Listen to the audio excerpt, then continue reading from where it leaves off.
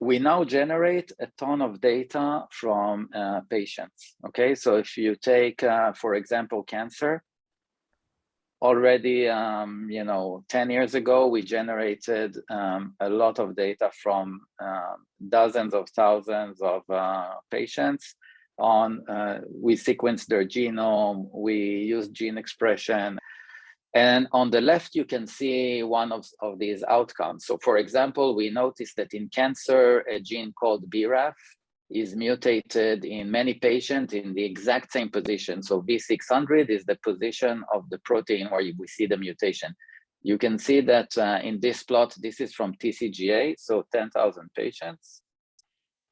And we can see that 40% of the melanoma patients have this mutation. So immediately it meant that this gene has to be very interesting and has to play a role in the disease. So people started studying it, started understanding the biology of how this works, and then designed an inhibitor for that specific protein, a drug that binds that protein in that position and blocks its function. And that turned out to be extremely effective. So this is how they tested it. They tested it on patients.